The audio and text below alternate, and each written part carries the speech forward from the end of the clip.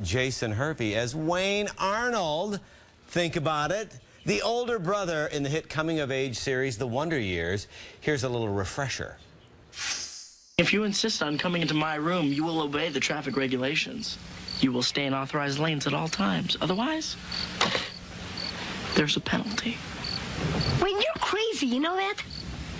Oops, over the line. Sorry.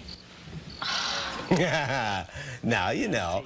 He's come a long way from tormenting little brother Kevin, though. That's right. He's now executive producing the action-packed Discovery series, The Devil's Ride, and he joins us now on the couch. So welcome. Thank you for being here. Thank you for having us.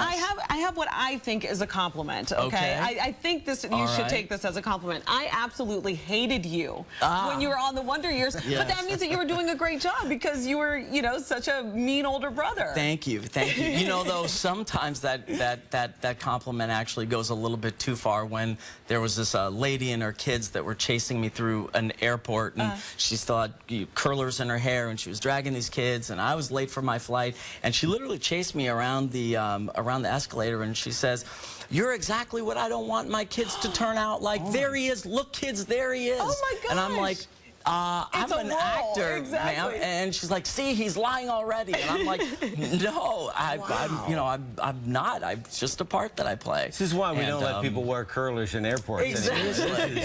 I think they're on a little too tight or something. Maybe. No, so how do you go from a show like The Wonder Years to now getting inside the world of motorcycle clubs?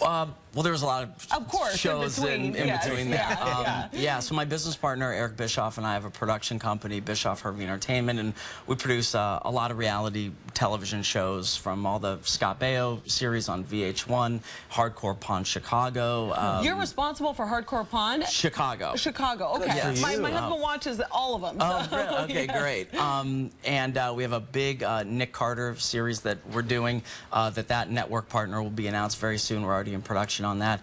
And then we have a sitcom with Scott Baio going to its 3rd season, C-Dad Run on Nick at Night on Sunday nights.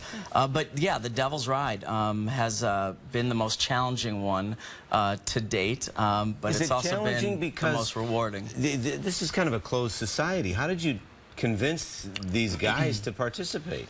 Well, honestly, what I've learned on this series on Monday nights in its 3rd season is that it's really all about trust and respect. And I think that, you know, if you can get the trust, you know, and you can show them the respect, I think that, you know, you'll be leaps and bounds above everybody else, because they're really about the basics. And that was kind of our way in, and it took years for us to, you know, be able to have the right trust, to get the right access to this very unique, very guarded, very, you know, mystique-driven subculture that's such a part of the fabric of American history, that if we found our way in an authentic, credible way, you know, it would be great. Very dramatic, scary at times. Well, but dramatic, scary, and there's a lot of conflict. And actually, we have a clip that we want everyone to see, so let's check it out. Great.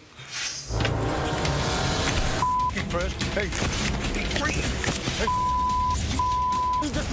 back off! Back off! Hey, get away! That is a bleep fest. Now, do you ever worry that things may get too violent?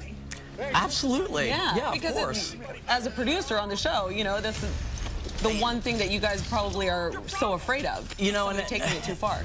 Yeah, and it's like there really is that fine line where you're saying, oh, this is great, it's good content for the show. However, you know, we still have to, you know, manage liability and safety and make sure that we're doing the job to satisfy our network partner, and also capturing the world in an authentic way, but also not letting it go too far on where somebody, you know, where it's gets really bad and permanent. Do you get a sense that the guys are really mindful of the cameras, or do they totally zone out and they just live their life and tell the story like they would if you weren't there? You know, I think that, you know, our motto is we capture moments. You know, we don't produce segments. We don't produce fiction, and ultimately we don't have the crew interact with the cast. They have a time where they're supposed to show up at a certain place, and they don't really know where the cameras are at the beginning, and they kind of just walk into it, and we really leave them in this isolated world that we kind of follow. But this season, season 3 in particular, we have a new cast that are on the show, where Sinister Mob Syndicate and the Laughing Devils have unfortunately caught the attention of one of the most legendary outlaw motorcycle clubs in the world, and they've laid down a 30-day ultimatum. Either get your stuff cleaned up and present one red and gray club in 30 days, or we're going to shut both of you down. This is like real drama. Real, it's so real, crazy. yeah. Oh, wait, but also some other real drama that I wanted to ask you quickly about was just the back and forth that you've had with the creator of Sons of Anarchy. He mentioned some comments on Twitter, and I believe there was a little bit of back and forth because he basically said that your show was a ripoff of Sons of Anarchy. Yeah, I think he's just a big old fan. That's all. I think he's a super fan, and that's just the way he shows love. He just shows love. Yes. He's that guy. No, Kurt, I get him. I dig it. I love the brand. I love the controversy. I'm a fan. We're all big fans of SOA.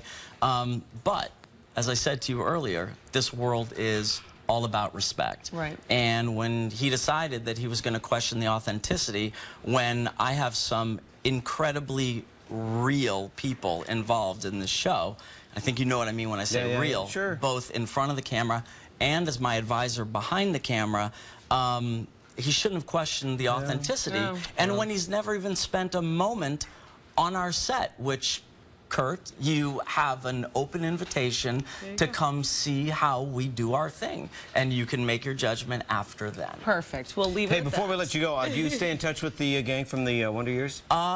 Yeah, as a matter of fact, I went by Josh Saviano's law firm yesterday. No kidding. Look at you two. Wow. Yeah, we were talking about Time Life, who is going to be launching the DVD box set, the whole collection, and so we were chatting a little business. And you know what, your show, I have to say, all of you became so successful. I mean, you really did. Everybody that was a part of it. You don't find that too often. You guys were all like good, clean kids. Yeah, it was either that or rob a dry cleaner, and we went the other way. That's great. Oh, yes, we're looking at all the... look at the Wonder Years. Dan Lauria, by the way, sat where you sat many times. He's had great success with that Christmas show they've done here. Dan in the is city. terrific. Yeah. And before that, it was Lombardi. Yeah. Oh, that's right. Yeah.